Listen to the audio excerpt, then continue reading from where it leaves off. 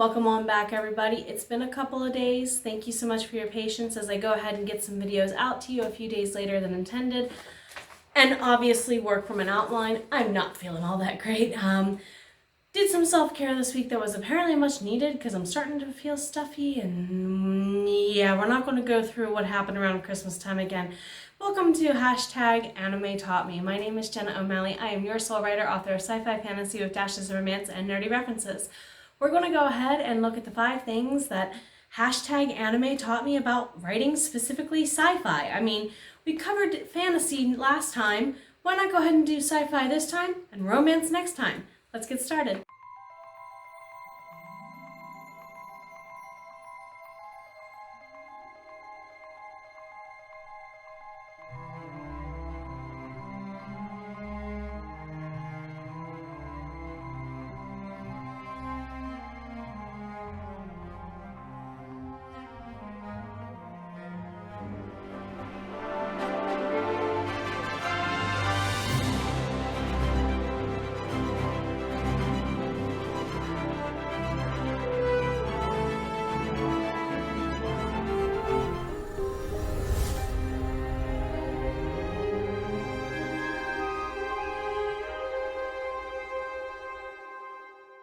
Welcome back again, everybody. As I mentioned before, my name is Jenna O'Malley. I am your soul writer, author of sci-fi fantasy with dashes of romance and nerdy references. Alongside the raw stories my characters weave throughout time and space, I help other soul bards such as yourselves get back to doing what you love most, creating worlds that you and your viewers and readers love to escape and heal in without even realizing you're healing sometimes. Today we are indeed going to go ahead and look at the 5 things that I learned about writing by literally watching anime, hence #AnimeTaughtMe. We are still adding on to the playlist between now and the end of February 2024. If you want to join us, or if you want to go ahead and watch any of the other creators, including Sako Toomey, Sam Wicker, Penumbra Mine, MM Ward, Rachel Adams, and more, go ahead and check out the playlist. I'm so very thankful for everyone who has made this playlist now 10 plus videos and growing. Let's see what we can do together in February. But again, I'm not feeling all that great. We're going to hope my vocal cords hold out for this, and apologize in advance for me literally using my outline as if I'm teaching again. This is going to be second habit, not so weird. Anyway, number 1. With sci-fi, keep in mind that it's okay for it to connect to a fantasy series nowadays. If writing fan fiction has taught me anything, crossovers are a genre. Disney is even doing it on their own. That's why Kingdom Hearts now has a manga. That's why Disney has done a lot of things to try and break into the anime world by also picking up distribution and translation rights to even the Studio Ghibli products through Pixar, right? So how can sci-fi connect to a fantasy series? Well, let's go ahead and look at some of those Ghibli references right out the gate. Keep in mind, Miyazaki sensei, he literally was trained to draw like building graph designs of aircraft and military things. That's what his family was kind of into, and what he was trained to do from an artist standpoint to a degree. The whole thing of why do his airships look the way they do? Skill sets being what they are, right? So some of his movies, not just in Nausicaa or in Poco Rosso with the airships there, I'm talking even in Haru's Moving Castle. That the castle has such a fantastical element to it, but it kind of has like that steampunkish vibe a little bit too, which is really enjoyable. And then you keep in mind how technology is often used in anime, sometimes as a fantastical overlay. As a fan of text-based RPG video games in the 90s, I wonder how much of that we can attest to things like Final Fantasy, where you do have that blend of tech and magic in some worlds. It's showing up more and more prevalently in video games And in my opinion, more so in anime now than more than ever. Some of the anime like Sword Art Online, Dot Hack, those got a revolution after the MMORPG uprising of the 2000s, right? I remember Dot Hack. And then I don't remember too many others that got my grips until SAO by comparison. So you can definitely have these overtones and overlays. You can pick and choose. You can blend worlds. You can pick to say, for example, like in SAO they did, where literally this is not a magically driven world at all, or it is a completely magically driven world. That sometimes will therefore affect how much sci-fi or fantasy you have. For some people, this is a no non-negotiables, keep them separate. For some of us, the worlds bleed together. Do what is fit for you. If you want to borrow from one to the other, so be it. Make it a part of your world building early on, and if there's a passage of time element between seasons, like there are for my books, for example, Season 1 and Season 2 of the Marna Annals, 330 plus odd human years pass. So I had to account for the sci-fi nature of technology between, the 1600s and now. Does stuff like that happen in your worlds? For some of us it does. For some of us it does. So it's not just about doing summoning either, because some people are thinking of like Big O, or to name something that's rather occultish that a lot of other people recognize, Iron Giant, sentient robotic beings. What do we do about them, I mean, goodness, one of the things that came up rather early on in Ghost in a Shell is the concept of how much sci-fi literally is interplaying into the human life at this point, and how is it affecting us not just in the future, but sometimes in the past. So how much do you want that fantasy to be involved has to be a decision you have to make sure you're clear for yourself and your readers, so you attract the correct kind of reader. Because I can attest that, a lot of my stuff that's out right now is fantasy, so a lot of people are going, where's the sci-fi? Vitae Elangica, a little bit more sci-fi. Regolith's Relics, I'll get that out to y'all and read stories soon enough. And we'll start talking about Outlaw Star-like space operas. Anyway, number 2. If you think it feels a little bit like a buddy cop movie, it's probably a buddy cop movie in disguise as a sci-fi fantasy bit, and probably more so on the sci-fi bit. A lot of really good sci-fi anime have buddy cop elements to them. I cited Outlaw Star for a reason. Yeah, Jim might as well be the younger brother, let's get real. This is also even true in some of the Gundam shows. Gundam Wing I often cite.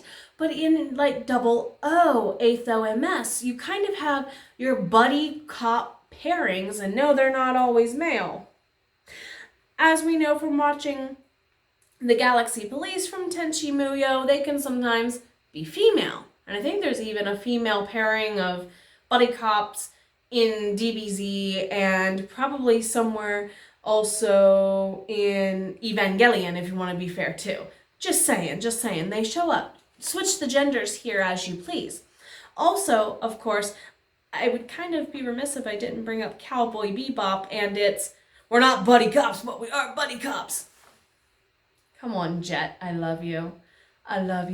Anyway, number 3. It isn't all about the cool mechs and planes and spaceships, but rather looking at the progression of different technologies throughout time and how they can, again, work together or not. Okay? Sci-fi in your world has to have a technological era of some sort attached to it, is what I'm saying here. I'm taking what I said earlier and I'm tripling down on it, hence why it's number 3. So, make your decisions. How new into this technological era are we? This is something that a lot of meta series in sci-fi realms are really good about establishing points of lore reference for early on. Transformers, Star Wars, Gundam, I would even say Macross, I would even say Robotech. Those mech series, they probably have all these influences.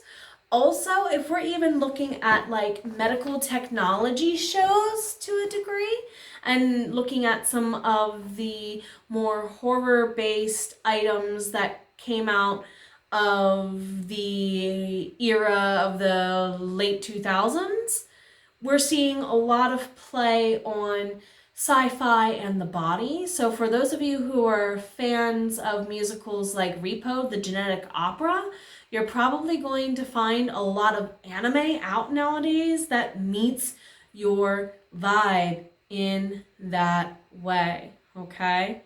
Now, I'm also going to even say you can have minimal tech and that be your sci-fi component. You could have it be anything from nanobots to it just doesn't have to be about the mechs, the tech, and the planes. It can be something very, very driven that is everyday life that goes against them, okay? It could just be the era they live in. Is it rather Jetsonian, where we have people who live up in the sky? Do they track time some way on how you live, and is the currency to your bank account tatted on your skin, stuff like that?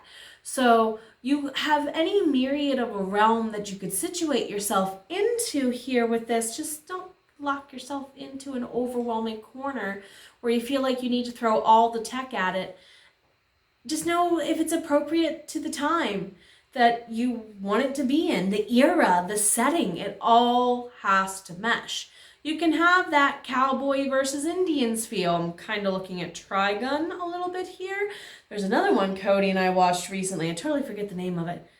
Cross something? Chronos? I'll mention it probably in chat. He'll probably remember too.